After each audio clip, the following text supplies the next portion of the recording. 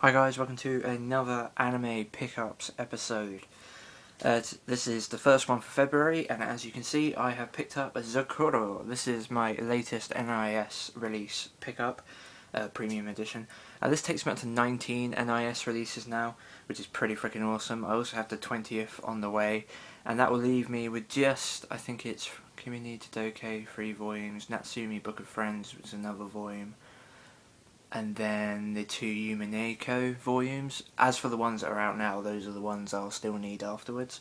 But we're getting there, and I think I will eventually catch up sometime in the summer, and then I can not have to worry about missing out on these gorgeous releases. And this one in particular, Zakuro, is a very, very nice release indeed.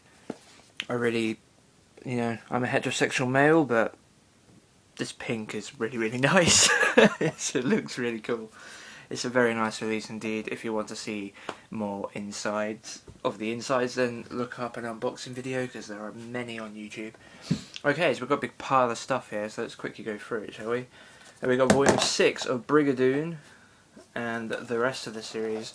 I picked up this release after a recommendation from Giga Frosty, who's the craziest anime collector on YouTube. He has absolutely every single release, pretty much, you can think of. That's volume 3. This is a 6 volume release put out by Tokyopop. He talked about it being a rather unique and different type of show, not what you might expect, kind of a bit crazy.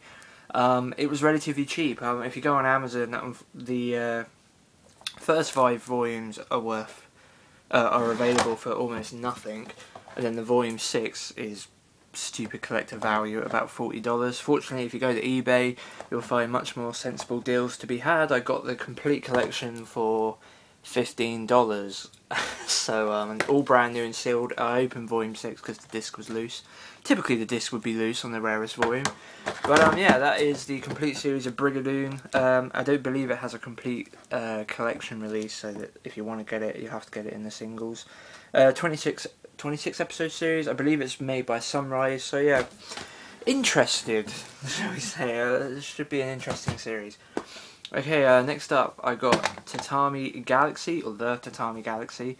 This is a noitaminA show. This is the UK release. It's also got a release in Australia by Siren Visual. This is the Bees release, which was the former European arm of Bandai.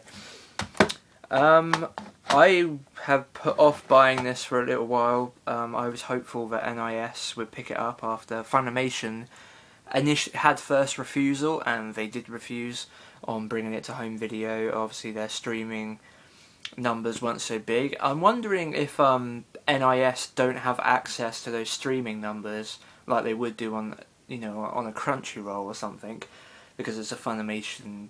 Funimation keep the numbers to themselves, maybe. And maybe that's why the Tatami Galaxy hasn't been picked up by NIS, because I think this is an NIS show through and through, and I wouldn't have picked it up if NIS had it in the pipeline. But after about a year or so after this release came out in the UK, I decided I've had enough. I found this for £14, which is about £10 saving what it normally goes for. And I've really, really wanted to see this show. 11 episodes, like I said, noitaminA, very unique looking show. It's supposed to be quite funny, and yeah, very, very interested in watching it. So my only regret would be if NIS announce a release within a few months, but then it's not really a regret, because that's what I kind of want them to do. I'd rather own it in a pretty nice premium edition. But just quickly, since I'm not planning to do an anime packaging video of this release, this is the sticky bit on the back. It's like a digipack. It is a really nice release, to be honest. Yeah, we're fine. Okay, it is a really, really nice release. But obviously not quite as nice as what you might expect from a NIS Premium Edition. So yeah, that's the Tatami Galaxy. I'm just going to quickly take off the battery message. But we are still recording. Okay, next up we got Ferme Rome. This is a Siren Visual release. This has been announced... just stay up, will you, man? Anyway, this is a Siren Visual release. They are an Australian company who are very, very cool. They license a lot of stuff that actually isn't available in America at all. And Ferme Rome was one of those releases. But before this actually came out in Australia, Discotek announced that they were going to license the series, being that it's only 6 episodes long and is like 12-minute an episode or something. You know, it's really, really short. Each episode's really short. But this is a very, very funny show. It kind of reminds me of the sort of thing you might see on Adult Swim. The comedy's not quite the same, but the presentation is, while still an anime, it kind of has like the same vibe in the way the jokes are made and the expressions of the characters. It's quite simply animated, but it looks absolutely gorgeous as well. In fact, this show would really benefit from a Blu-ray, but the DVD here is really nice. I watched it all the way through. It actually has 2 episodes I'd never seen before. I'd watched the series fan-subbed, and it really enjoyed it, and it was 4 episodes, I believe, or I can't quite remember. There's like a weird episode count for this show. But I'd seen the episodes fan-subbed, but they were like, I think it's 4 extra stories crammed into 2 episodes, are on this release that I had never seen before and didn't even know existed, in fact, until I got the release. But yeah, nice release by Siren Visual. I decided just to pick this up because I wanted to see it, and since Discotek were picking it up, I wasn't expecting, you know, it's not going to be exactly the same as the Discotek release, so I thought as well, I might as well get it now. Because I was holding out for an NIS release, but that's obviously not going to happen. It was a bit short for NIS, I suppose. Next up, we've got a classic series in Miami Guns. This is a series put out by AN Entertainment, who also put out the Risky and Safety set I got recently, back in October, I think. But 4 volumes for a 13-episode series. This AN Entertainment, I have come to learn, are Anime Nation. They released 3 anime series, kind of the same way that Right Stuff have their own licensing and publishing their own, you know, anime basically, as well as selling animes. Their main purpose. Anime Nation are the same sort of thing as Right Stuff, and at one point they did license anime very briefly. There was Miami Guns, there was already pre-mentioned Risky and Safety, and there was Hairgu as well, Hairgu. I had the opportunity to buy that recently and I missed out, but that would have been nice to get the complete collection of AN, I suppose. But I have watched this already, and you'll see it in the Race to 100 eventually. But it is a very, very funny show. I really enjoyed it. I think it's underrated. I think the English dub is actually quite funny as well, and overall it's not amazing or anything, but it made me laugh quite a lot. So yeah, Miami Guns, complete series. Volume 4 is actually the hard one to get. The other 3 are quite relatively easy, so I was really happy to get all that. Next up we got Dragon Half as an ADV released OVA. It's not actually a finished OVA, which was kind of disappointing. I had no idea.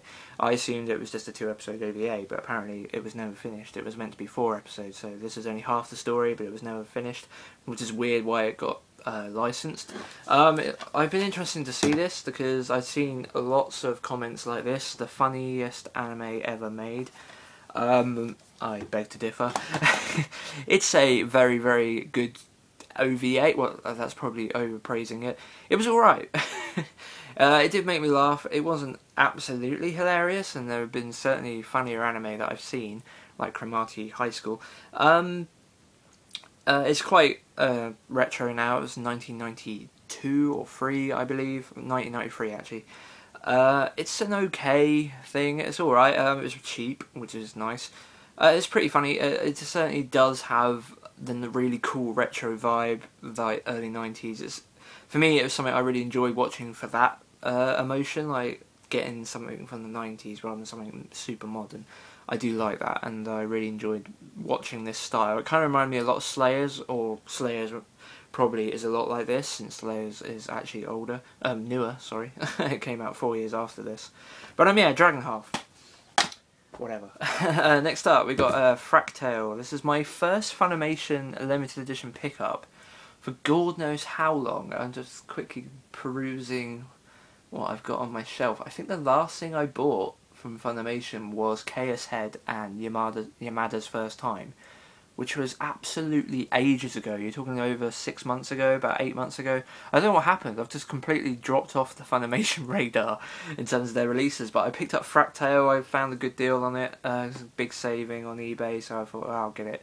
Because Emu-Omi-chan, I forget how to say her name, but Emma-chan, I can't remember, but a really good YouTuber, does lots of great anime reviews and anime pickups, and a huge manga collection. So I'll put a link to her channel in the description. I'm sure you are already subscribed to her, more than likely. But anyway, yeah, Fractale, she did a review on it and it sounded really cool. I'm currently watching it. I've got about 4 episodes left, which I'll watch today. I watched the previous bunch last night. But yeah, nice Funimation release. It's my second, finally got another Blu-ray sized release. The only one I currently have is Princess Jellyfish, so it was nice to give it a friend since Princess Jellyfish looked weird on its own. But yeah, Fractale. It's a good show. It's not overly amazing, but I am enjoying it. And finally I picked up Toriko, which is the next Shonen Epic, probably. I really like One Piece, of course, and this is made by Toei, so I'm expecting similar things. I'm excited to get into this. I haven't delved into it yet. I got this quite a while ago now, about 3 weeks ago, but I haven't watched it yet. I'm planning to probably wait until I have at least the first 4 parts and then probably go through the first 50 episodes, because if I get addicted to it like I would do with One Piece, then I want a significant chunk to watch. I don't want to be left like I am with One Piece right now, because it's painful having nothing to watch when you like a show so much. But anyway, yeah, Toriko, this is the first part. The second part is out. The third part will be out when the next volume of One Piece comes out, so I'll get those in a double pack. And yeah, that's everything I picked up so far for February. I'll be picking up the Oromo Blu-ray set, and I'll be doing an anime packaging video for that when it arrives, so you can take a look at that. That's an import which comes out in about a week, and I'll be getting it hopefully super fast delivery from Amazon Japan, so I should have that up for you in the weekend, the first week of March, hopefully. And yeah, that's everything I picked up this month. I'm going to shut up now, or everything I picked up so far, like I said. Thank you for watching, and I'll see you soon, hopefully.